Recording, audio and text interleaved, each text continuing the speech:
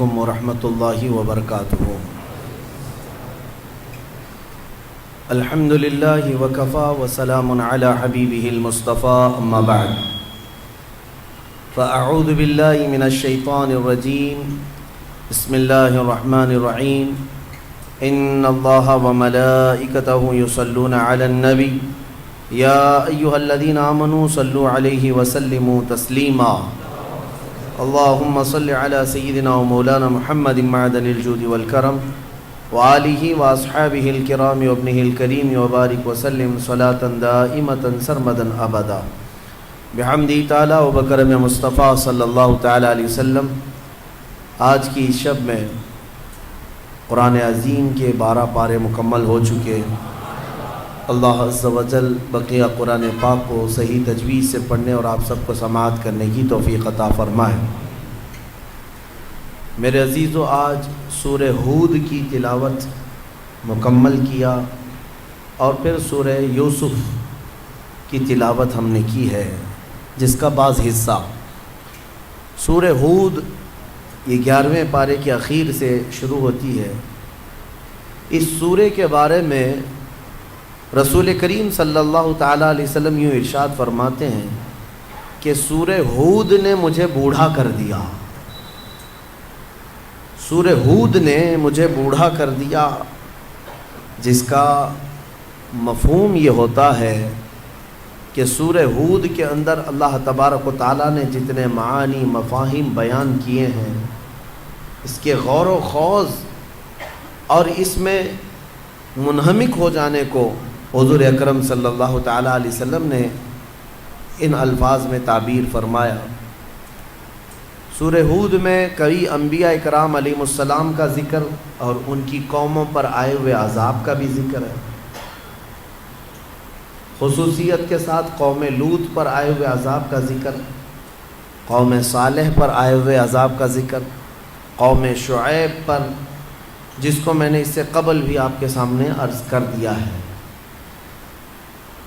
ان تمام انبیاء اکرام علیہم السلام نے اپنی اپنی قوموں کو ہمیشہ راہ حق کی طرف بلایا۔ بعض قومیں دعوت کو قبول کرتی رہیں اور بعض انکار کرتی رہیں۔ بہرحال انکار کی ایک لمٹ ہوتی ہے، اس کے بعد اللہ کا عذاب آ جاتا تھا۔ تو یہ آیات بینات ہم سب کے لیے عبرت ہیں، ہم سب کے لیے درس ہیں۔ آج میں سورہ یوسف کا وہ حصہ آپ کے سامنے رکھتا ہوں۔ اللہ عز و جل نے خود ارشاد فرمایا، نحن نقص علیک احسن القصص۔ اے محبوب، ہم آپ کو ایک سب سے بہترین قصہ بیان کرتے ہیں، سب سے بہترین قصہ بیان کرتے ہیں۔ قصہ ایک گزرے ہوئے ماضی میں پیش آئے ہوئے کسی واقعے کو کہا جاتا ہے،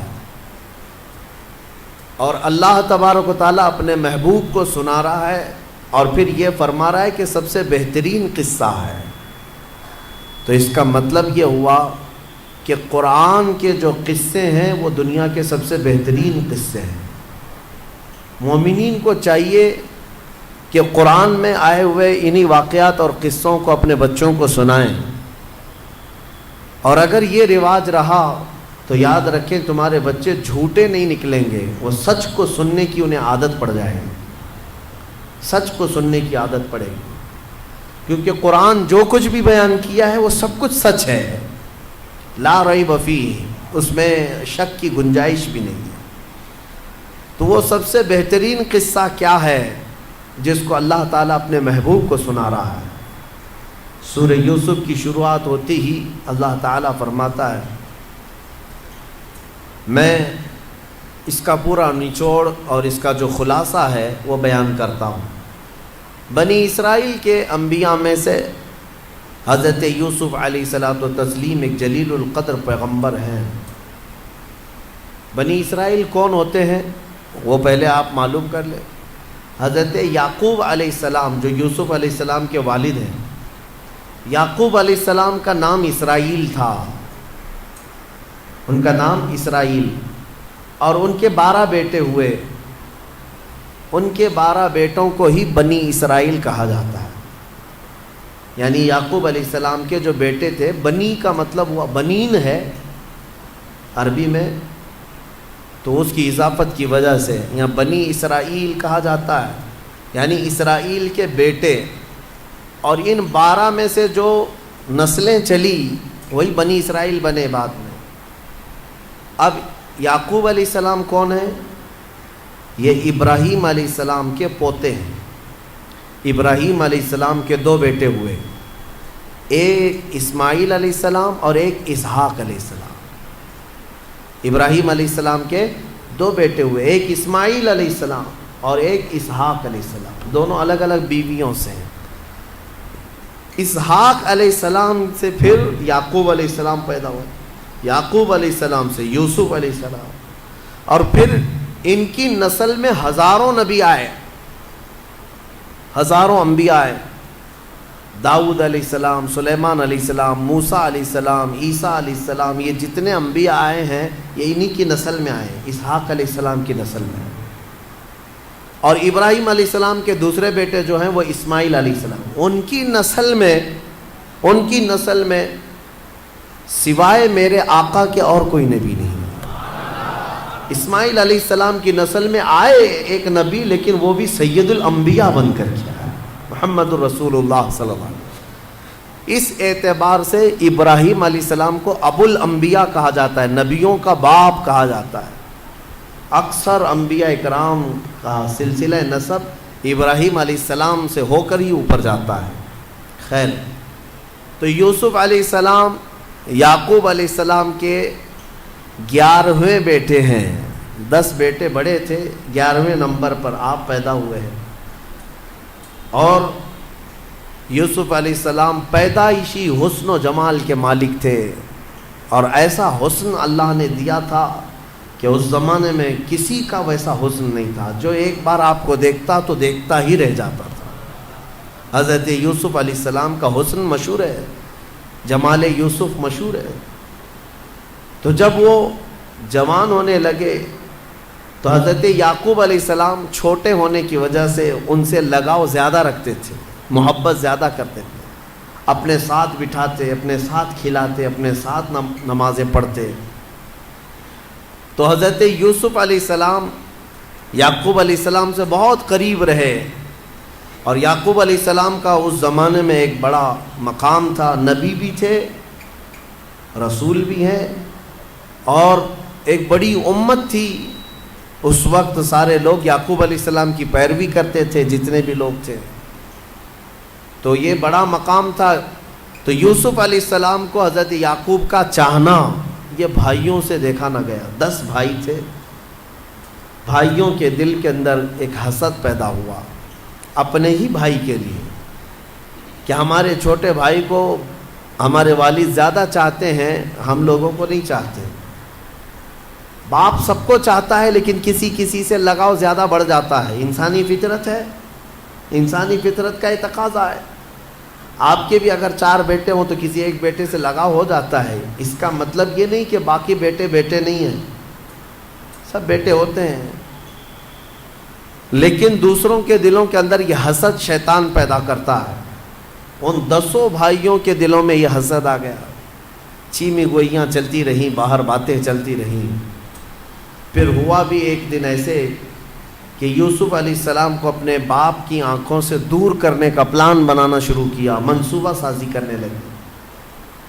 اس سے پہلے ایک بات میں آپ کو بتا دوں، یوسف علیہ السلام نے ایک رات سو کر اٹھنے کے بعد اپنے والد سے کہا کہ میں نے کل رات ایک خواب دیکھا ہے، انی رأیت 11 کوكبا والشمس والقمر رأیتهم لی ساجدین۔ یوسف علیہ السلام نے اپنے والد سے کہا کہ ابا میں کل رات کو دیکھ رہا تھا 11 ستارے اور ایک سورج اور ایک چاند مجھے سجدہ کر رہے تھے۔ یوسف علیہ السلام نے خواب میں یہ دیکھا، چھوٹی عمر میں دیکھا۔ یعقوب علیہ السلام اسی وقت اپنے بیٹے سے کہتے ہیں، بیٹا یہ خواب کسی کو بیان مت کرنا، لا تقصص رؤیاک علی اخوتک، خاص کر تیرے بھائیوں کو مت بیان کرنا، پھر وہ شرارت کریں گے، اس لیے کہ اس خواب کی میننگ، اس خواب کی تعبیر بہت اعلیٰ ہے، بہت بلند ہے۔ بہرحال یہ بچپن کا دیکھا ہوا خواب تھا، تعبیر تو ہونی تھی، لیکن اس سے پہلے بھائیوں نے یہاں پر مکر کیا، منصوبہ کیا، سازشیں کی، شیطان ان کے ساتھ شریک رہا، شیطان پلاننگ میں ساتھ میں بیٹھتا۔ شیطان نے ہی ان 10 بھائیوں کو منصوبہ بتایا، ایک کام کرو، یوسف کو جنگل میں لے جاؤ، گھومنے پھرنے کے بہانے جاؤ، اور وہاں جا کر کے یوسف کو ذبح کر دو، ختم کر دو، اور پھر آ کر کے کہہ دینا کہ جانور کھا گیا۔ تو اگر اتنا کر لو گے تو یوسف کا کام تمام ہو جائے گا، تم سب کے سب اپنے باپ کے محبوب بیٹے بن جاؤ گے، باپ تم ہی کو چاہنے لگیں گے۔ ان 10 نے حسد کے مارے وہ پلاننگ کر لیا، لیکن یہ مسئلہ تھا کہ یعقوب علیہ السلام ان کے ساتھ بھیجیں گے کیسے یوسف علیہ السلام کو۔ سب 10 کے 10 پلان بنا کر کے آئے، کہا کہ ہم جاتے ہیں تفریح کے لیے، گھومنے کے لیے، جنگل جائیں گے۔ سارے لوگ جا رہے ہیں، آپ یوسف کو بھی ہمارے ساتھ بھیجیے۔ والد نے کہا نہیں، میں نہیں بھیجوں گا، مجھے اس بات کا اندیشہ ہے کہ تم جو ہے میرے اس بیٹے کی حفاظت نہیں کر پاؤ گے، کہیں کوئی بھیڑیا آ گیا اور اس بچے کو اٹھا لے گیا یا کچھ ہو گیا تو کیا ہوگا۔ تو ان سبوں نے مکر کر کے کہا، آپ بھی کیا بات کرتے ہیں والد گرامی، ہم سگے بھائی ہیں، وَنَحْنُ عُصْبَةٌ، ہم اس کے بھائی ہیں، ہم یوسف کو اسی طرح سے جانے دے دیں گے؟ ایسا کیسے ہو سکتا ہے، 10 لوگ ہیں ہم اس کی حفاظت کے لیے۔ باتیں بنائی، یعقوب علیہ السلام نے بھیج دیا۔ یوسف علیہ السلام کو جب ان بھائیوں کے ساتھ بھیجا تو یہ 10 لوگ لے کر کے جنگل میں آئے۔ اپنے منصوبے کے اعتبار سے مارنا تو تھا، لیکن پھر بھائیوں نے مشورہ کیا، لا تقتلوا یوسف، یوسف کو قتل مت کرو، وَأَلْقُوهُ فِي غَيَابَةِ الْجُبِّ، بلکہ ایک اندھیرے کنویں میں ڈال دیا جائے، ایک کسی کنویں کے اندر ڈال دیتے ہیں، مارنا بیکار ہے۔ تو وہ ڈرے بھی تھے، مارنے کا ان کا ارادہ کینسل ہوا، اور ان لوگوں نے حضرت یوسف علیہ السلام کو پکڑ کر کے جنگل کے اندر ایک ویران کنواں تھا، اس کنویں میں دھکیل دیا۔ اس میں زہریلے سانپ بھی تھے، کیڑے بھی تھے، پرانا کنواں تھا۔ یوسف علیہ السلام کو اس کنویں میں انہوں نے دھکا جیسی دیا۔ روایت میں ہے کہ یوسف علیہ السلام کنویں میں ابھی نیچے گرنے ہی والے تھے، اس سے پہلے ہی آسمانوں سے جبرائیل امین تشریف لائے۔ جبرائیل علیہ السلام نے اپنے ہاتھوں سے انہیں تھام لیا اور کنویں میں ہی ایک محفوظ جگہ پر بٹھایا، اور سارے موذی جانوروں کو، کیڑے مکوڑوں کو، سانپوں کو کہہ دیا گیا کہ یوسف کو اللہ نے اپنا رسول بنایا ہے، نبی بنایا ہے، تم سب کے سب ان کے احترام میں لگ جاؤ، ان کی حفاظت میں لگ جاؤ۔ تو کوئی وہاں پر کیڑا مکوڑا یوسف علیہ السلام کو غضب نہیں پہنچایا، بلکہ سب حفاظت پر لگے ہوئے تھے۔ وہ قادر مطلق جس سے چاہے اپنے بندوں کی حفاظت کرے، ہاں، موذیوں سے اپنے نبیوں کی حفاظت کرتا ہے۔ موذی یہ لفظ جو ہے کچھ لوگ مودی سمجھ جاتے ہیں، موذی کا مطلب ہوتا ہے ایذا دینے والا، یہ زال سے ہے، وہ دال سے ہے، بس نقطے کا فرق ہے ایک ہی چیز۔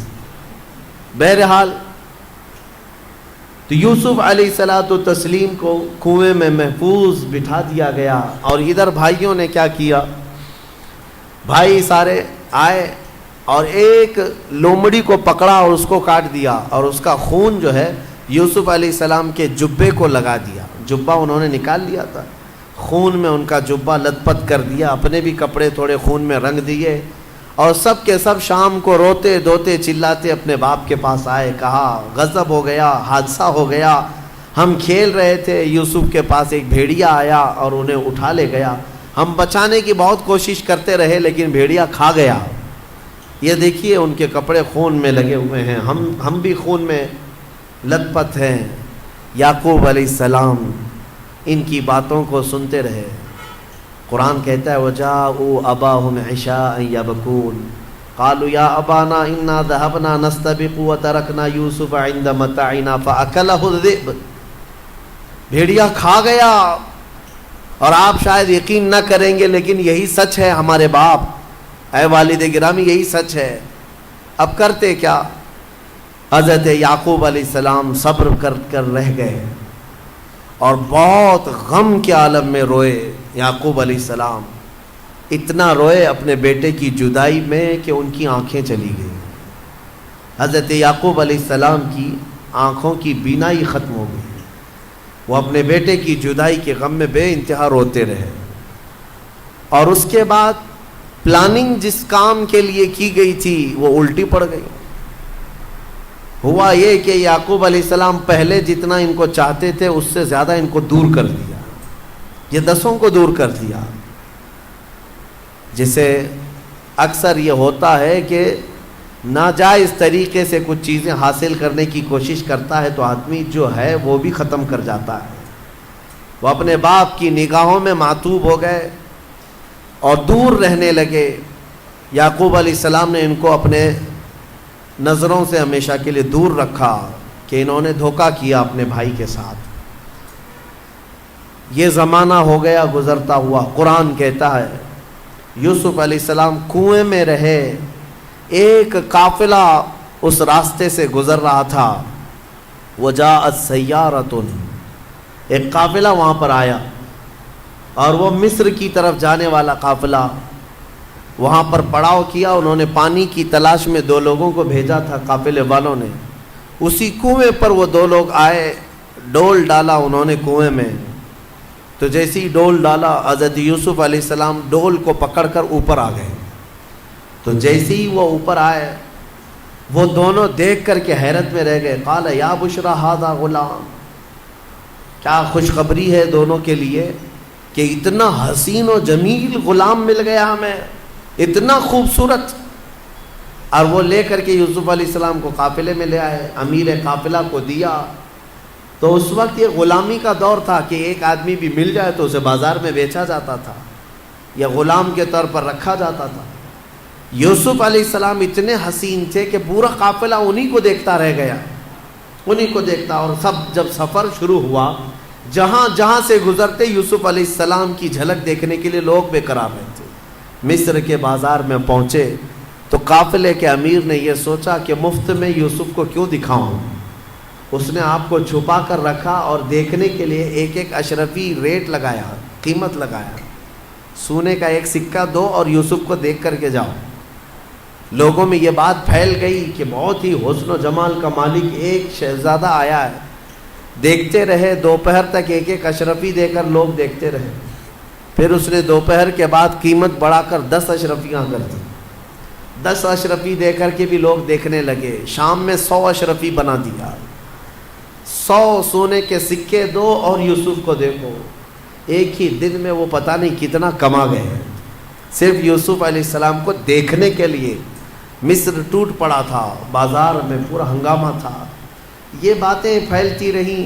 عزیز مصر جو اس وقت گورنر ہوتا، مصر کا جو بادشاہ تھا، اس کی بیوی جو زلیخا ہے، عزیز مصر کی بیوی ہے، قرآن میں ان کا بھی ذکر آیا ہے۔ تو عزیز مصر کے گھر بھی یہ خبر پہنچی کہ ایک نوجوان ایسا آیا ہے جس کے حسن سے سب اجالا ہی اجالا ہے، بازار میں سارے لوگ ٹوٹ پڑے ہیں انہیں دیکھنے کے لیے۔ تو یہ بھی دیکھنے کے لیے گئے، عزیز مصر اور اس کی بیوی۔ دیکھ کر آنے کے بعد زلیخا کو یہ لگنے لگا کہ میں کسی بھی طرح سے اس نوجوان کو حاصل کر لوں اپنے گھر کے لیے۔ وہ شادی شدہ خاتون تھیں، یوسف علیہ السلام ابھی جوان تھے، ابھی جوان تھے۔ تو زلیخا نے اپنے شوہر کو اصرار کیا کہ کسی طرح یوسف کو خریدا جائے۔ قیمت جو لگی وہ اس زمانے میں مصر کی آدھی سلطنت کے قریب۔ عزیز مصر نے اپنی آدھی دولت دے کر یوسف علیہ السلام کو خرید لیا زلیخا کی اصرار پر۔ حضرت یوسف علیہ السلام کو کس لیے خریدا تھا؟ زلیخا کی جو نیت تھی وہ قرآن کہتا ہے کہ وَقَذَلِكَ مَكَّنَّا عَسَىٰ أَن نَتَّخِذَهُ وَلَدًا۔ زلیخا نے یہ کہا تھا کہ ہم اپنا بیٹا بنا لیں گے یوسف کو، ہمارے گھر میں اولاد نہیں ہے۔ خرید کر کے لایا گیا اور اپنے گھر پر رکھے۔ یوسف علیہ السلام عزیز مصر کے گھر پہنچے ہیں۔ یہ سفر یوسف بھی دیکھو کہاں سے کہاں، نبی کا سفر۔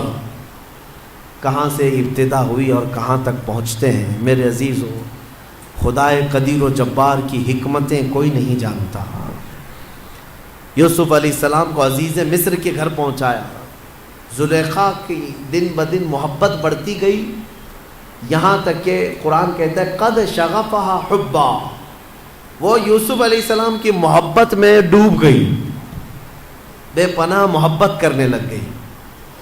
اب محبت کا انجام پھر ایک دن ایسا ہوا کہ ایک بند کمرے میں زلیخا نے ہاتھ بڑھایا یوسف علیہ السلام کی طرف، تو یوسف علیہ السلام نے اپنا دامن چھڑایا اور اس گھر سے باہر نکلنے لگے۔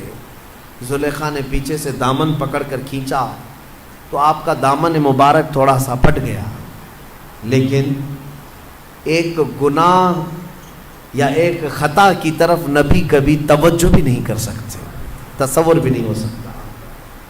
یوسف علیہ السلام وہاں سے نکلے، ایک جملہ ہے بڑے حکیم نے فرمایا تھا، نبیوں کے دامن میں پیوند تو ہو سکتا ہے لیکن دھبا نہیں ہوتا، گناہ کا دھبا نہیں ہو سکتا، پیوند تو ہو سکتے ہیں۔ یوسف علیہ السلام نکلے تو زلیخا کو اس بات پر غصہ آیا کہ میں نے اپنے شوہر کی آدھی دولت دے کر اس کو خریدا اور یہ میری خواہش کے طور پر نہیں آتا، میرے قریب نہیں آتا۔ تو اس نے زلیخا نے سیدھے یوسف علیہ السلام پر الزام لگایا۔ کس بات کا الزام لگایا؟ کہ یوسف میری طرف بڑھنے کے لیے آیا تھا۔ تو یہ معاملہ عزیز مصر کے پاس پیش کیا گیا۔ عزیز مصر کے پاس جب آیا یہ معاملہ تو جو بڑے بڑے دانشور تھے سبوں نے بیٹھ کر کے یہ کہا کہ یہ دو ہی تھے، کیسے پتہ چلے کس نے کیا کیا ہے؟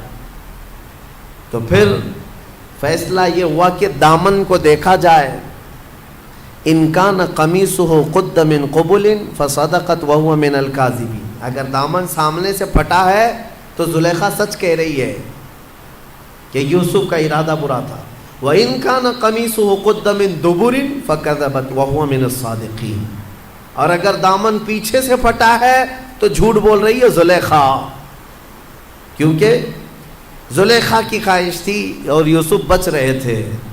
فَلَمَّا رَآ قَمِيصَهُ قُدَّ مِن دُبُرٍ، پھر جب قمیص ان کی دیکھی گئی تو پیچھے سے پھٹی تھی، دامن پیچھے سے پھٹا ہوا تھا۔ تو پھر یہ فیصلہ ہو گیا کہ زلیخا نے جھوٹ کہا، یوسف پاک ہے، اتنا فیصلہ ہوا۔ لیکن یہ بات شہر میں پھیل گئی کہ زلیخا شادی شدہ ہونے کے باوجود ایک نوجوان کی محبت میں فدا ہو گئی ہے اور وارفتہ ہے، اور بہت سارے لوگ دیکھے نہیں تھے یوسف علیہ السلام کو، لیکن یہ افواہ پھیل گئی۔ تو زلیخا کو یہ بات ناگوار گزری کہ لوگ میرے بارے میں طرح طرح کی باتیں کر رہے ہیں، ان لوگوں نے ابھی یوسف کو دیکھا کہاں ہے؟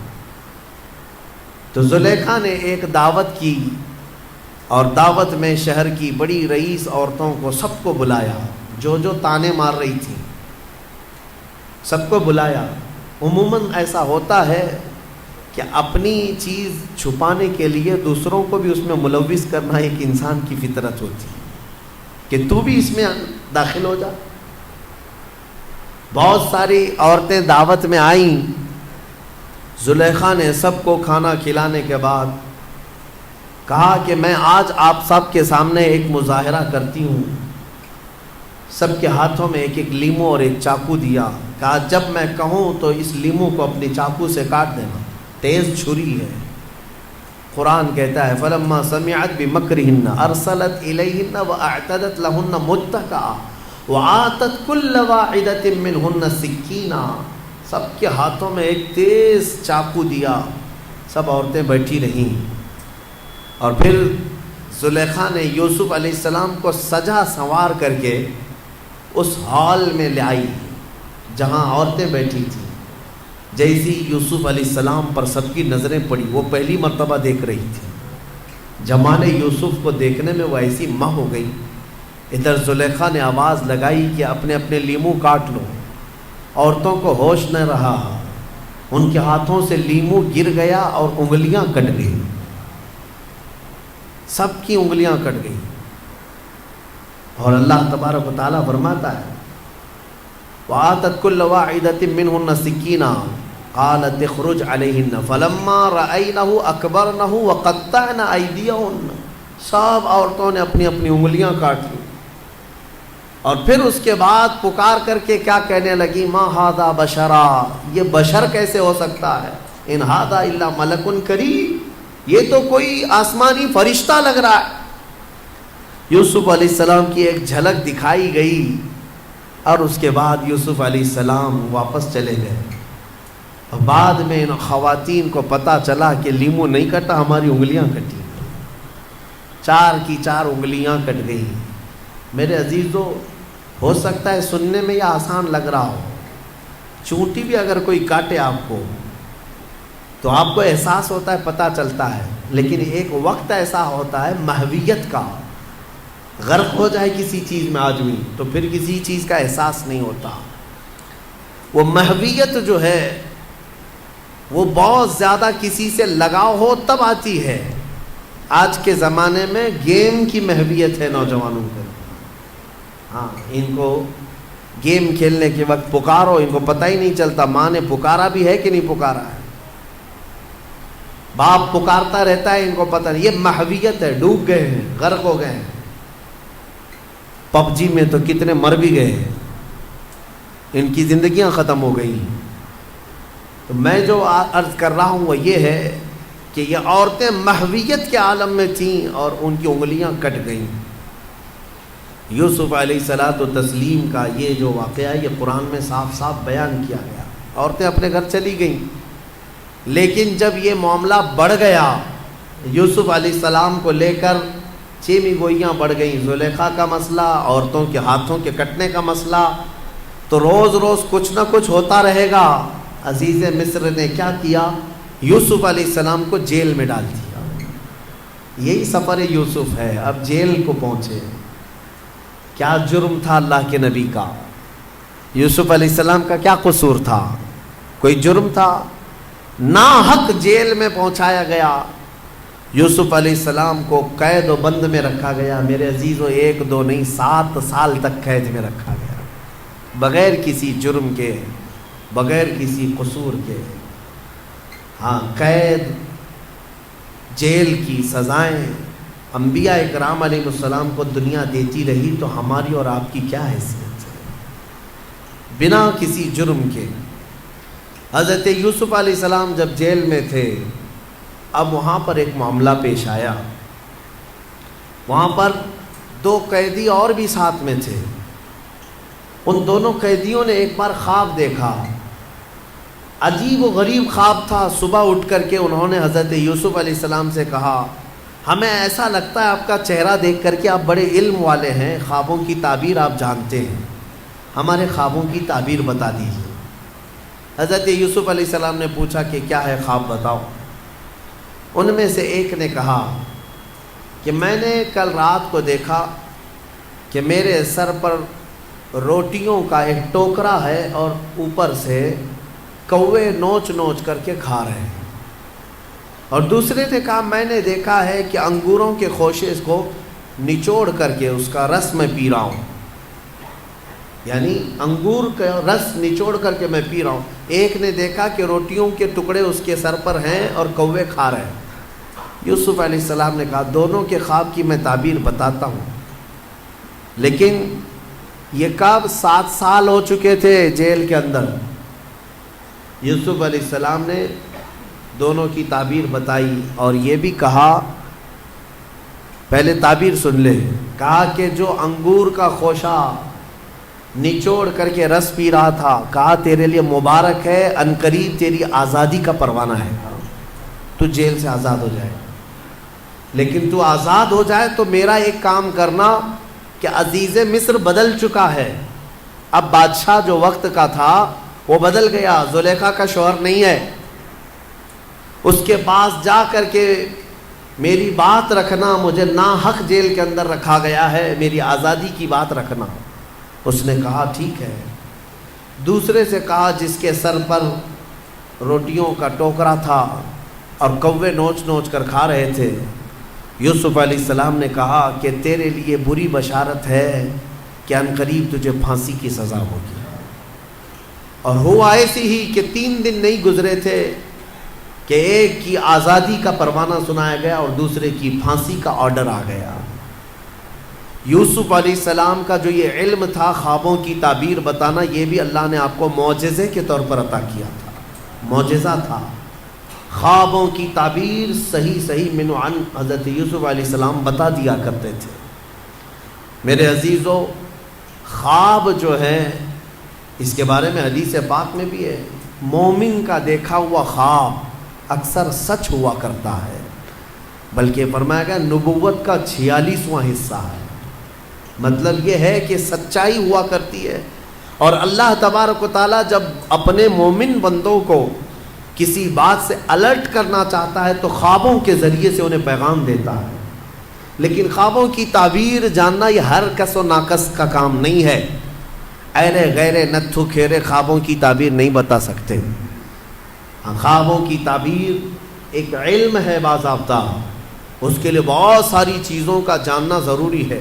اور خواب دیکھے ہو تو ہر کسی سے بیان بھی مت کرو، فرمایا گیا کہ اس سے بیان کرو جو خوابوں کی تعبیر کا علم رکھتا ہے، عالم دین ہے یا عالم باعمل ہے، اس کے پاس تم اپنے خواب بیان کر سکتے ہو۔ ہر ایک کے سامنے خواب بیان کرنا بھی نہیں چاہیے، مومنوں کو یہ کہا گیا ہے۔ یہاں بیچ میں رک کر کے میں اتنی بات کہہ دوں کہ ضروری نہیں کہ جو کچھ بھی دیکھا جائے وہی چیز نظر آئے، ہر چیز کا کچھ الگ الگ معنی ہوتا ہے۔ حضرت محمد بن سیرین رضی اللہ تعالیٰ مشہور تابعی ہیں، خوابوں کی تعبیر کے امام ہیں۔ آپ سے پوچھا گیا خواب میں اذان دیتے ہوئے دیکھے تو کیا ہے؟ اذان دیتے ہوئے اگر دیکھا تو اس کی تعبیر کیا ہوگی، اس کا معنی کیا ہو سکتا ہے؟ توجہ چاہتا ہوں میں، صرف جھٹ سے ایسی ہی تعبیر نہیں بتا دی جائے گی کہ اذان دیتے ہوئے دیکھے ہاں اس کا معنی یہ ہے۔ پہلے یہ دیکھا جائے گا کہ دیکھنے والا کون ہے۔ خواب دیکھنے والے کے اوپر ڈیپینڈ کرتا ہے، دیکھنے والا کیسا ہے۔ تو 2 تعبیریں آتی ہیں اس کی۔ اگر دیکھنے والا شریف آدمی ہے، نیک آدمی ہے، تو اس کا مطلب یہ ہے کہ عنقریب وہ حج پر جائے گا۔ اذان دیتے ہوئے دیکھا یا سنا، اور وہ بھی قرآن کی آیت سے انہوں نے ثابت کیا، وَأَذِّن فِي النَّاسِ بِالْحَجِّ۔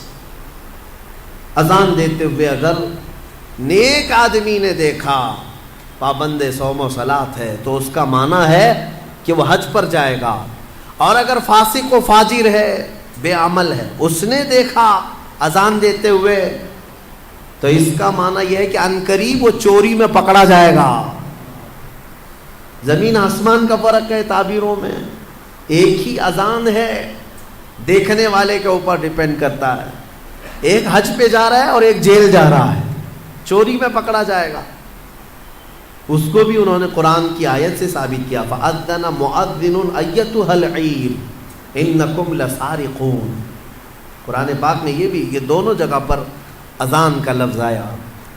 اسی طرح سے ایک اور بات میں عرض کر دوں، حضرت زبیدہ خاتون جو خلیفہ ہارون رشید کی بیوی ہیں، انہوں نے ایک رات خواب دیکھا تھا، بہت بھیانک خواب دیکھا۔ بہت سارے مرد مل کر کے ان کی عزت لوٹ رہے تھے، عصمت دری کر رہے تھے۔ وہ ڈر گئی صبح اٹھ کر کے۔ یہ وہی زمانہ ہے جب حضرت محمد بن سیرین موجود تھے۔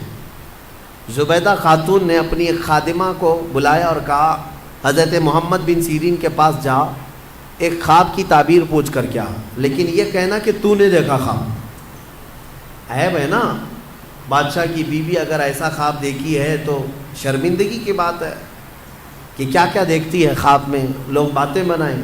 تو خادمہ سے کہا کہنا کہ تو نے دیکھا۔ وہ گئی خادمہ اور جا کر کے حضرت محمد بن سیرین سے کہتی ہے کہ حضور کل رات میں نے ایک بھیانک خواب دیکھا ہے۔ کہا کیا دیکھا؟ کہا بہت سارے مرد مل کر میری عزت لوٹ رہے تھے، عصمت دری کر رہے تھے۔ تو حضرت محمد بن سیرین نے خواب پورا سننے کے بعد پوچھا تو کیا کرتی ہے؟ تو کیا کرتی ہے؟ تو اس نے کہا میں کنیز ہوں، دربار کی کنیز ہوں، خادمہ ہوں۔ حضرت محمد بن سیرین ہنسنے لگے، کہا تیری حیثیت ہی نہیں، تو یہ خواب دیکھ ہی نہیں سکتی، تو نے نہیں دیکھا یہ خواب، جھوٹ بول رہی ہے، جھوٹ بول رہی ہے۔ اس نے کہا آپ کو اس سے کیا مطلب؟ کہا بتا صحیح کس نے دیکھا میں تعبیر بتا دوں؟ اس خادمہ نے کہا آپ نے تو پکڑ لیا ہے، یہ میری ملکہ زبیدہ خاتون نے دیکھا۔ تو حضرت محمد بن سیرین نے کہا ٹھیک ہے، جاؤ اپنی ملکہ اپنی زبیدہ سے یہ بشارت دے دینا کہ اس خواب کی تعبیر کوئی گھناؤنی نہیں ہے، عنقریب وہ ایک ایسا کام کرے گی جس سے پوری امت فائدہ اٹھائے گی، نیک کام کرے گی۔ اور اس خواب کی تعبیر ہی ہے کہ زبیدہ خاتون نے دریائے دجلہ سے لے کر عرفات کے میدان تک ایک نہر بنائی حاجیوں کے پانی پینے کے لیے۔ ہاں، ایک نہر زبیدہ خاتون نے اپنے پیسوں سے بنوائی تھی۔ حاجی عرفات کے میدان میں بڑے پیاسے ہوتے تھے، وہاں پانی کا انتظام نہیں، تو اس نے پانی کا انتظام کروایا، اور وہ نہر زبیدہ کی باقیات اور آثار آج بھی موجود ہیں مکہ میں، آج بھی ہیں۔ اور جانتے ہیں اس نہر سے 1200 سال تک حاجی پانی پیا کرتے تھے۔ تو ایک امت، بہت بڑی امت نے نفع اٹھایا۔ تو خواب کا مطلب یہ نہیں ہے کہ جو دیکھا وہی ہو جائے گا۔ کبھی کبھار موت کی تعبیر زندگی سے ہے، کسی کے انتقال کی تعبیر اس کی زندگی سے کی جاتی ہے۔ بہرحال حضرت یوسف علیہ السلام کا یہ معجزہ بھی تھا، خوابوں کی تعبیر آپ بیان کرتے ہیں۔ ان دونوں کی تعبیر بیان کی آپ نے، وہ دونوں صحیح نکلے، لیکن ہوا یہ کہ جو آزاد ہوا بندہ وہ باہر آیا، موج مستی میں بھول گیا، یوسف علیہ السلام کی بات عزیز مصر تک پہنچانا بھول گیا۔ قرآن کہتا ہے فَأَنْسَاهُ الشَّيْطَانُ، شیطان اس کو بھلوا دیا، اور اس پر اور 7 سال گزر گئے۔ یوسف علیہ السلام کے 14 سال جیل کے، 14 سال قید کے۔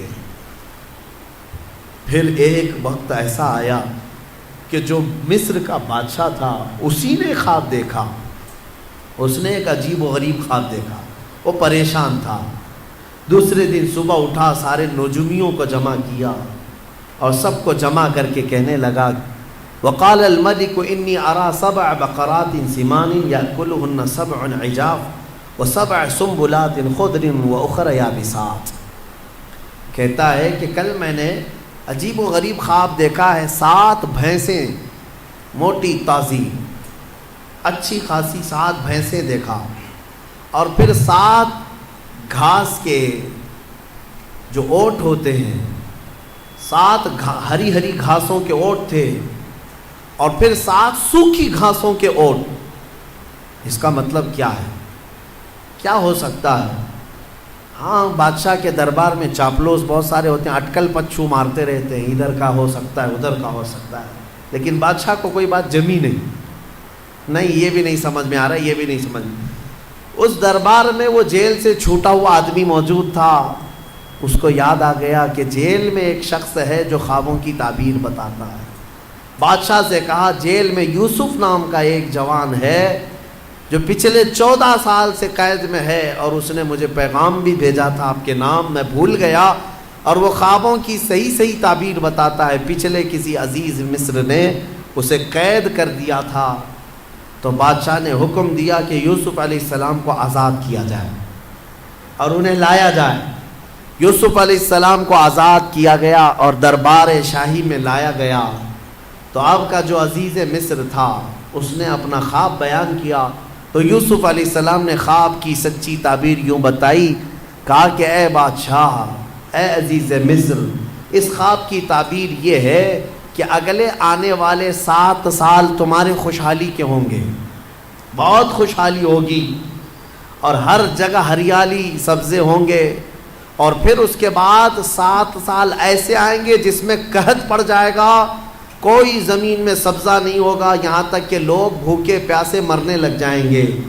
لہٰذا تیرے لیے یہ حکم ہے کہ یہ اگلے جو 7 سال آئیں گے اس میں سارا غلہ جمع کر لے اور سارا اپنے لیے محفوظ ٹھکانہ بنا لے، تاکہ جب قحط کے سال آئیں تو یہ جمع شدہ غلہ اپنی رعایا میں تقسیم کیا جا سکے۔ یہ خواب کی تعبیر۔ بادشاہ کو بات سمجھ میں آ گئی کہ ہاں بالکل یہ تعبیر درست ہو سکتی ہے۔ اس نے پھر محسوس کیا کہ 1 سال کے بعد ہی مصر میں ہریالی، سبزے کی فراوانی، اناج غلہ، کثرت سے برکت تو بادشاہ کو سمجھ میں آ گیا کہ میری خواب کی تعبیر صحیح ہے۔ پھر 7 سال اس نے یوسف علیہ السلام کے کہنے کے مطابق غلہ جمع کرنا شروع کیا، خوب جمع کیا، وافر مقدار میں ساری چیزیں جمع ہوئی۔ 7 سال گزرنے کے بعد پھر قحط سالی کا دور شروع ہوا، سوکھا پڑ گیا، زمینیں کچھ نہیں اگاتی تھی، بارشیں رک گئی۔ پھر جب لوگ قحط سالی میں پریشان ہو کر بھوکے گھومنے لگے، یہاں تک کہ لوگوں کے پاس جو تھا سب بیچ دیا، لوگوں نے گھر بیچ دیے، جائیدادیں بیچ دی، زمینیں بیچ دی، حتیٰ کہ اپنے آپ کو بھی بیچ دیا لوگوں نے۔ بادشاہ اس وقت جو جمع کیا ہوا تھا وہ اب تقسیم کرنا شروع کرتا ہے۔ اب یوسف علیہ السلام کی بتائی ہوئی تعبیر من و عن جب صحیح ثابت ہوئی تو بادشاہ نے حضرت یوسف علیہ السلام کو وزیر اعظم بنا دیا، اپنے دربار کا خاص وزیر بنایا۔ اور قرآن میں مولا فرماتا ہے کہ ہم نے یوسف کو کہاں سے کہاں پہنچایا۔ یہ سفر یوسف ہے، دیکھنا ہے میرے عزیزوں۔ ابھی اور میں آپ کو آگے بتاتا ہوں کہاں سے یوسف علیہ السلام چلے۔ زندگی میں کیا آتا ہے اور کیا جاتا ہے تم کبھی فیصلہ نہیں کر سکو گے۔ یوسف علیہ السلام وزیر اعظم کے منصب پر قائم ہوئے، اور پھر جب قحط سالی کا دور شروع ہوا تو وہ وقت بھی آیا کہ جب لوگ بھوکے پیاسے بادشاہ کی طرف آتے، بادشاہ غلہ اور اناج تقسیم کرتا۔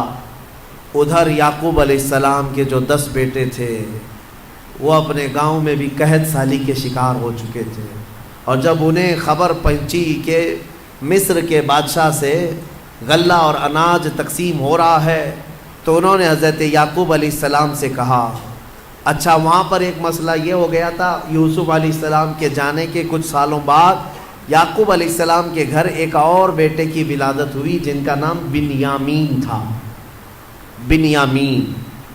اب یعقوب علیہ السلام ان کو اپنے قریب رکھنے لگے، وہ سب سے چھوٹے تھے، یوسف علیہ السلام کے بدل ان سے محبت کرتے تھے، لیکن 10 بھائیوں نے اب حسد نہیں کیا، کہا چھوڑو جانے دو، اب دوسری بار کریں گے تو کچھ اور پلٹ نہ جائے۔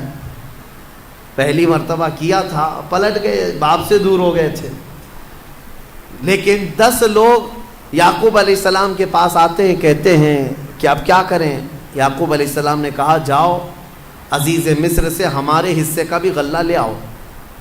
جب وہ پہنچے تو یہاں پر بادشاہ کے دربار میں آئے۔ میرے عزیزوں کافی سال کا عرصہ گزر چکا ہے، کئی سال گزر گئے، تقریباً 25 سے 30 سال کا عرصہ گزر گیا ہوگا، اور اس وقت وہ آئے۔ یوسف علیہ السلام کو انہوں نے نہیں پہچانا۔ یوسف علیہ السلام ہر ایک کے چہرے کو غور سے پہچانتے تھے، اچھے سے جانتے تھے، یہ میرے بھائی ہیں۔ انہوں نے کہا کہ ہمیں غلہ دے دیا جائے ہمارے حصے کا۔ یوسف علیہ السلام نے کہا کتنے لوگ ہیں تمہارے گھر میں؟ کہا ہم 10 ہیں، ہمارے باپ ہیں۔ کہا اور بھی ہے؟ کہا ہاں ایک چھوٹا بھائی ہے ہمارا۔ یوسف علیہ السلام کو اس بات کی خبر تھی کہ ان کے ایک چھوٹے بھائی کی ولادت ہوئی ہے اور باپ انہیں زیادہ چاہتے ہیں۔ یوسف علیہ السلام نے کہا تمہیں غلہ اور اناج اس وقت تک نہیں دیا جائے گا جب تک وہ چھوٹا بھائی بھی نہیں آئے گا، جاؤ اس کو ساتھ لے آؤ۔ وہ سب کھڑے رہے اور کہا کہ یہ تو نہیں ہوگا، ہمارے باپ بھیجیں گے نہیں۔ کہا کیوں نہیں بھیجیں گے؟ کہا اس سے پہلے ہمارے ایک بھائی کے ساتھ حادثہ ہوا ہے۔ وہ بتا رہے یوسف علیہ السلام، یوسف علیہ السلام سے وہ کہہ رہے ہیں اس سے پہلے ہمارے بھائی کے ساتھ ایسا حادثہ ہوا ہے، اب ہمارے باپ نہیں بھیجیں گے۔ حضرت یوسف علیہ السلام نے کہا نہیں بھیجیں گے تو غلہ نہیں دیں گے ہم، جب تک وہ نہیں آئے گا نہیں دیں گے، واپس جاؤ۔ واپس بھیج دیا۔ روتے ہوئے آئے، اپنے باپ سے کہا، یوسف علیہ السلام یہ یعقوب علیہ السلام سے کہا بادشاہ کا وزیر اعظم بڑا سخت ہے، وہ کہتا ہے کہ جب تک آپ اپنے اس چھوٹے شہزادے کو نہیں بھیجیں گے۔ حضرت یعقوب علیہ السلام پھر رونے لگے کہ تم پہلے کی طرح ویسی کرو۔ سب قدموں میں گر پڑے، کہا اب ہمارا یقین کرے، ہم اس بار ایسا نہیں ہونے دیں گے۔ یعقوب علیہ السلام نے اپنے چھوٹے بیٹے کو بھیج دیا ان کی باتوں پر، بنیامین کو لے کر کے آ گئے۔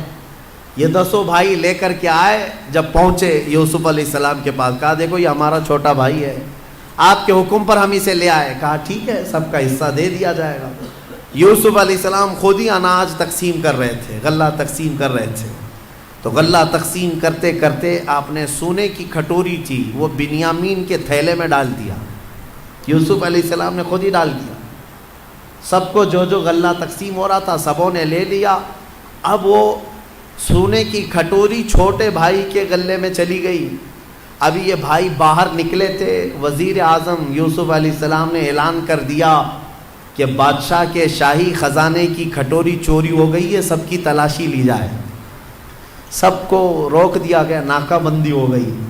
اب تلاشی لینے لگے سپاہی، تو یہ 10 اور 11 بنیامین، ان کی تھیلی میں وہ کھٹوری مل گئی۔ سپاہی پکڑ کر کے لائے، یوسف علیہ السلام کے پاس پیش کیا کہ ان کی تھیلی میں یہ کھٹوری تھی۔ یوسف علیہ السلام نے ان کو پکڑ لیا اور کہا تم جا سکتے ہو، یہ نہیں جا سکتا۔ وہ رونے لگ گئے، کہا اس سے پہلے ہمارے بھائی کے ساتھ حادثہ ہوا تھا اور اس کی جدائی کے غم میں ہمارے باپ روتے روتے آنکھیں گنوا چکے ہیں، اب یہ دوسرا، ابھی ہم بڑی منت سماجت کے بعد اپنے باپ سے بول کر لائے تھے، اگر آپ ان کو نہ بھیجیں گے تو ہمارے باپ کا انتقال ہو جائے گا، ہمارے باپ پر آپ رحم فرمائیں، ہمیں بھیج دیں۔ یوسف علیہ السلام نے کہا نہیں بھیجا جائے گا، نہیں بھیجا جائے گا، کھٹوری ان کے تھیلی میں ملی ہے۔ تو وہ سب کے سب وہیں جمے کھڑے رہ گئے۔ یوسف علیہ السلام نے کہا کہ ایک صورت ہے کہ جاؤ اپنے باپ کو بھی ساتھ میں لے آ جاؤ، اپنے باپ کو ساتھ میں لے آؤ، اس کے بعد تمہارا یہ بھائی بھی آزاد ہو جائے گا۔ لیکن جانے سے پہلے یہ 10 ابھی بھی پہچان نہیں رہے، اتنا معاملہ ہو گیا، پہچان نہیں رہے اپنے بھائی کو۔ یوسف علیہ السلام اپنے باپ کی بارے میں ان بھائیوں سے سنتے رہے تو دل میں درد بھی ہوتا ہے، اتنے سالوں سے اپنے باپ سے دور ہیں۔ جب وہ جانے لگے تو یوسف علیہ السلام نے اپنا جبہ اتار کر کے دیا، کہا کہ یہ لے جانا اپنے باپ کے چہرے پر ڈال دینا۔ یوسف علیہ السلام نے اپنے بھائیوں سے کہا کہ یہ لے جاؤ اپنے باپ کے چہرے پر ڈال دینا۔ اس میں قرآن میں ہے یہ آیت، اللہ تبارک و تعالیٰ نے فرمایا ہے فَلَمَّا جَاءَ الْبَشِيرُ أَلْقَاهُ عَلَى وَجْهِهِ فَارْتَدَّ بَصِيرًا۔ یہ 13ویں پارے میں کل ہم یہ تلاوت کریں گے، سورہ یوسف کا جو بقیہ حصہ ہے۔ تو یوسف علیہ السلام نے یہ جبہ دیا اور کہا کہ لے جاؤ۔ اب یہ بھائی لے کر کے چل پڑے۔ جب وہ بیچ راستے میں پہنچے تھے، یعقوب علیہ السلام اپنے گھر میں اپنی بیوی وغیرہ کو بلا کر کہتے ہیں بے قراری ہو رہی ہے، مجھے بے چینی ہو رہی ہے۔ کہا کس چیز کی؟ کہا مجھے یوسف کی خوشبو آ رہی ہے، انی لأجد ریح یوسف، میں یوسف کی خوشبو سونگھ رہا ہوں۔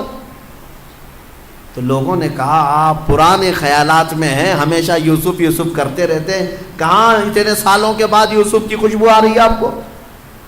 میرے عزیزو، ایک نبی دوسرے نبی کی خوشبو محسوس کر رہے ہیں۔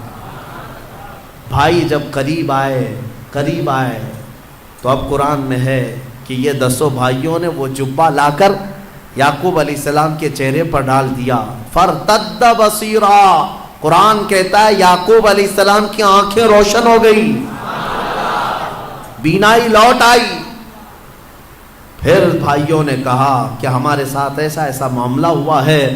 تب پھر یعقوب علیہ السلام نے کہا کہ ارے تم سب لوگ اس قدر غلطی کر چکے ہو، خطا کر چکے ہو، تمہیں پتہ نہیں جو وزیر اعظم ہے وہ میرا بیٹا یوسف ہے، یوسف ہے۔ سب کے سب باپ کے قدموں میں جھک گئے اور معافی طلبی کی، اور حضرت یعقوب علیہ السلام نے کہا ایسے نہیں، چلو یوسف کے پاس چلتے ہیں۔ حضرت یعقوب علیہ السلام ان 10 بیٹوں کو لے کر کے آئے۔ جب یہاں پہنچے تو وہ بادشاہ وقت عزیز مصر کو یوسف علیہ السلام نے اپنا پورا واقعہ سنا دیا کہ میرے ساتھ بچپن کے ساتھ کیا ہوا تھا، اور یہ وہ 10 لوگ ہیں جنہوں نے مجھے کنویں میں ڈالا تھا، اب وہ آ رہے ہیں، اللہ نے مجھے نبوت عطا فرمائی ہے۔ یوسف علیہ السلام نے عزیز مصر کو بتایا۔ جیسے ہی یعقوب علیہ السلام مصر کی سرزمین پر پہنچے 10 بیٹوں کو لے کر، ایک بیٹے بنیامین وہیں تھے اور ایک عزیز مصر بھی وہاں پر تھا، تو سب کے سب جب یوسف علیہ السلام کے پاس آئے تو دیکھتے ہی یعقوب علیہ السلام اور ان کے 11 بیٹے اور عزیز مصر سب کے سب یوسف علیہ السلام کے لیے سجدے میں گر گئے۔ یہ تعظیم کا سجدہ تھا، عبادت کا سجدہ نہیں، تعظیم کے لیے سجدے میں گر گئے۔ اور اس کے بعد سبوں نے سر اٹھایا تو یعقوب علیہ السلام نے کہا بیٹا بچپن میں جو تو نے خواب دیکھا تھا اس کی یہ تعبیر ہے۔ تو نے دیکھا تھا نا کہ 10 ستارے، ایک چاند اور ایک سورج تجھے سجدہ کر رہے ہیں، یہ 10 تارے تیرے بھائی ہیں اور ایک سورج میں ہوں اور ایک چاند یہ عزیز مصر ہے۔ انی رأیت 11 کوکبا، 11 ستارے جو تجھے سجدہ کر رہے ہیں وہ تیرے 11 بھائی ہیں، ایک سورج یہ یعقوب علیہ السلام، ایک چاند یہ عزیز مصر۔ اللہ تبارک و تعالیٰ نے تیرے خواب کی تعبیر پوری فرمائی۔ اب اس کے بعد عزیز مصر اس پد سے، اس منصب سے بھی ہٹ گیا، اب یوسف علیہ السلام کو مصر کی بادشاہت عطا فرمائی۔ کہاں سے نکلے تھے؟ سفر یوسف کو یاد کرو، یہ رب تبارک و تعالیٰ کی حکمت کے فیصلے ہیں۔ قرآن میں مولا فرماتا ہے وَكَذَلِكَ مَكَّنَّا لِيُوسُفَ فِي الْأَرْضِ، اس طرح ہم نے یوسف کو زمین میں قرار دیا اور ہم جسے جہاں چاہتے ہیں وہاں بٹھاتے ہیں۔ تُعِزُّ مَن تَشَاءُ وَتُذِلُّ مَن تَشَاءُ، وہ مولا جسے چاہے عزت عطا کرے، تو جسے چاہے ذلت عطا کرے۔ رب تبارک و تعالیٰ نے یوسف علیہ السلام کو ان تمام مقامات سے گزارا۔ اس میں ہمارے لیے کئی عبرت کی چیزیں ہیں، کئی حکمت کی چیزیں ہیں۔ زندگی میں کچھ چیزیں ایسی مشقت کی آتی ہیں، اس کا مطلب یہ نہیں کہ وہ ہمیشہ رہ جائیں۔ کبھی یوسف علیہ السلام کنویں میں ہمیشہ نہیں رہے، کبھی یوسف علیہ السلام زلیخا کے گھر میں ہمیشہ نہیں رہے، کبھی یوسف علیہ السلام جیل میں بھی ہمیشہ نہیں رہے۔ ہر جگہ ایک نئی صبح آنی ہے، ایک نئی صبح آنی ہے۔ آج اگر چاند کو گہن لگا ہے تو کل چھٹنا بھی ہے۔ آج اگر مسلمانوں پر ظلم و ستم کے پہاڑ ڈھائے جا رہے ہیں، کل انشاءاللہ صبح طلوع ہوگی، کل صبح طلوع ہوگی، وہ روشنی پرچم اسلام کی لہرائے گی ضرور۔ سنا ہے قدسیوں سے میں نے کہ وہ شیر پھر ہوشیار ہوگا۔ میرے عزیزو، ہمارے بزرگ فرمایا کرتے، خاص طور پر مجھے نصیحت کے طور پر ہمارے ایک بزرگ عالم دین تھے، انہوں نے کہا تھا، عورتیں بہت ساری شکایت لے کر ان کے پاس روتی ہوئی آئی تھی، تو انہوں نے کہا تھا کہ تمہیں پتہ ہے ٹرین میں بیٹھتے ہو، سفر کرتے ہو، ٹرین میں سفر کرتے ہو تو ٹرین کبھی کبھار ٹنل میں جاتی ہے۔ ممبئی جانے والوں کو پتہ ہوگا اکثر کہ وہ ٹنل کے اندر سے ہو کے جاتی ہے، گوفا جو ہوتا ہے پہاڑ کے بیچ میں سے اندر گھس جاتی ہے اور پھر باہر نکلتی ہے۔ تو جیسی ٹرین ٹنل میں جاتی ہے، اندھیرا، کچھ نظر نہیں آتا، کچھ نظر نہیں آتا، جاتی ہے نا ٹرین پہاڑ کے اندر سے ہو کے، گوفے کے اندر سے، غار میں سے ہو کے جاتی ہے، جو کھود کے بنایا گیا سرنگ ہے۔ تو اس سرنگ میں جیسی ٹرین جاتی ہے اندھیرا ہو جاتا ہے، لیکن تم سب کے سب بیٹھے کیوں رہتے ہو ٹرین میں؟ جب اندھیرا ہو جائے تو گھبرا کر کے اتر کیوں نہیں جاتے؟ بھاگتے کیوں نہیں ادھر سے ادھر؟ ہر پیسنجر کو یہ معلوم ہے ڈرائیور چلا رہا ہے، نکالے گا باہر۔ ڈرائیور ٹرین چلا رہا ہے، تھوڑی دیر کے بعد یہ اندھیرے سے باہر نکالے گا۔ تو فرماتے ہیں ہمارے بزرگ کہ اے نادان، ٹرین کے ڈرائیور پر جب تجھے اتنا بھروسہ ہے کہ وہ ٹنل کی اندھیریوں سے نکال سکتا ہے، تو اس رب الارباب پر کیوں نہیں یقین ہے جو زندگی کی اندھیریوں سے نکال کر تجھے اجالے میں ضرور لائے گا۔ ایک دن آئے گا جب تو اپنی مصیبتوں اور مشقتوں سے نکلے گا اور پھر اجالا ضرور دیکھے گا۔ کوئی رات ایسی نہیں جس کے بعد صبح نہیں آنی، صبح آئے گی۔ کوئی رات ایسی نہیں جس کے بعد صبح نہیں آئے گی، آئے گی، صبح آئے گی۔ اس لیے جو مصیبتوں سے گھبرا کر کے ہا ہو کرتے ہیں، میں مر گیا، میں مر گیا، اب کیا ہوگا، اب کیا ہوگا، یہ بے صبر لوگ ہیں۔ انتظار کرو، مولا تبارک و تعالیٰ وہ اجالے عنقریب لائے گا۔ ان مع العسر یسرا، قرآن کہتا ہے ہر تکلیف کے بعد آسانی آئے گی، ہر تکلیف کے بعد آسانی آئے گی۔ یہ آیت 2 مرتبہ آئی ہے، جس کا مطلب مفسرین یہ بتاتے ہیں کہ ایک تکلیف اٹھاؤ گے اللہ 2 آسانیاں عطا فرمائے گا، ایک تکلیف اٹھاؤ گے 2 آسانیاں عطا کرے گا۔ بہت ساری اس میں باتیں ہیں حکمت کی سورہ یوسف میں، بس وقت زیادہ ہو چکا، لیکن یہ سب سے بہترین قصہ جس کو قرآن خود کہتا ہے احسن القصص، سب سے بہترین قصہ ہے، اپنے بچوں کو سنایا کرو۔ اس کی ایک لذیذ بات، اس پورے واقعے کی ایک لذیذ بات جو ہمیں عشق مصطفیٰ میں جھنجھوڑ دیا کرتی ہے، وہ یہ ہے کہ امام اعظم ابو حنیفہ کے پاس ایک شخص آیا اور کہا کہ مومن کی روح نکالی جاتی ہے، کافر کی روح نکالی جاتی ہے، آپ کہتے ہیں دونوں کو الگ الگ انداز میں؟ کہا ہاں، ایک گنہگار کی کافر کی روح نکالی جائے تو ایسے جیسے ریشم کا کپڑا کانٹوں کے جھاڑ میں ڈال کر کھینچے تو جیسے اس کے تار نکلتے جاتے ہیں ایسے روح نکالنے کا درد ہوتا ہے۔ کافر مومن کی روح ایسے نکالی جاتی ہے جیسے گندھے ہوئے میدے کے آٹے میں کوئی بال پھنساؤ اور نکال لیا جائے، اتنی آسانی سے۔ کہا یہ کیسے؟ امام اعظم رحمۃ اللہ تعالی علیہ نے فرمایا موت روح نکالنے کا یہ جو فرق ہے، سورہ یوسف پڑھو سمجھ میں آئے۔ وہ بندہ گیا سورہ یوسف پڑھا، کہا اس میں موت کا ذکر ہی نہیں ہے۔ کہا پھر پڑھو، پھر پڑھ کیا ہے؟ کہا موت کا ذکر ہی نہیں ہے۔ کہا پھر کیا ذکر ہے؟ کہا یوسف و زلیخا کا واقعہ ہے۔ کہا تو نے یہ تو پڑھا کہ زلیخا نے عورتوں کو بلایا، دعوت کیا تھا؟ کہا ہاں پڑھا ہے۔ کیا کیا؟ کہا سبوں کے ہاتھ میں چھری دی اور لیمو دیا۔ کہا پھر کیا کیا؟ کہا یوسف کو بلایا اور کاٹنے کا کہا۔ کہا پھر کیا ہوا؟ عورتوں نے لیمو نہیں کاٹا، لیمو گر گیا، انگلیاں کاٹ لی۔ امام نے پوچھا کاٹی یا کٹ گئی؟ کاٹی یا کٹ گئی؟ کہا کٹ گئی۔ کہا کیوں؟ انہیں پتہ ہی نہیں تھا، اس لیے کہ جان بوجھ کر کے تو کوئی نہیں کاٹ سکتا، جان بوجھ کر کے کوئی نہیں کاٹ سکتا، وہ یوسف کو دیکھنے میں مشغول تھی، کٹ گئی۔ امام اعظم نے کہا میں اسی سے یہ تفسیر اخذ کرتا ہوں کہ مومن کی جب روح نکلنے والی ہوتی ہے تو اس کے سرہانے میرے آقا تشریف لاتے ہیں۔ ارے جمال یوسف دیکھ کر کے انگلیاں کٹنے کا درد نہیں ہوتا تو جمال محمد دیکھ کر کے روح نکلنے کا درد کیسے ہوگا؟ ہاں، حضور کا دیدار کرتا رہے گا اور ادھر روح نکلتی رہے گی۔ یہی تو ایک مومن کی طلب بھی ہونی چاہیے، تڑپ بھی ہونی چاہیے۔ اے سنی مسلمانوں، یہی دعا کر کے جاؤ کہ جب دم واپسی ہو میری، یعنی دنیا سے جانے کا وقت آئے، میرے آقا میرے سرانے تشریف لائے۔ اگر آپ کا دیدار ہوتا رہے اور روح نکلتی رہے، احساس نہیں ہوگا۔ عزیزان گرامی، حضور پاک صلی اللہ تعالی علیہ وسلم کو دیکھ کر کے روح نکلنے کا درد ختم ہو جاتا ہے۔ ایک جملہ میں نے بیچ میں کہا، آپ نے نوٹ کر لیا ہوگا کہ یوسف علیہ السلام کا حسن دیکھ کر کے عورتوں نے انگلیاں کاٹ لی نہیں، کٹ گئی۔ کاٹ کون سکتا ہے؟ کٹ گئی۔ ارے جان بوجھ کر کے تھوڑی نہ کاٹی، بلکہ دیکھتے دیکھتے کٹ گئی۔ یہ مصر کی عورتوں کا معاملہ ہے، لیکن اس جگہ اگر محمد عربی صلی اللہ علیہ وسلم آئے تو اعلیٰ حضرت فرماتے ہیں ہوش میں رہ کر کے بھی عورتیں نہیں، مرد کٹ نہیں، اگر چاہیں مرد تو حضور کے صرف نام پر اپنی گردن کٹا سکتے ہیں۔ حسن یوسف پہ کٹی مصر میں انگشت زنا، یا رسول اللہ سر کٹاتے ہیں تیرے نام پہ مردان عرب۔ وہاں حسن کو دیکھ کر انگلیاں کٹی تھی، یا رسول اللہ یہاں صرف نام پہ گردن کٹا جاتے ہیں۔ یہ حضور کے حسن کی بات ہی کچھ اور ہے۔ اللہ اسی حسن کے جلوے میں ہماری پوری زندگی عطا فرمائے۔ وآخر دعوانا الحمدللہ رب العالمین۔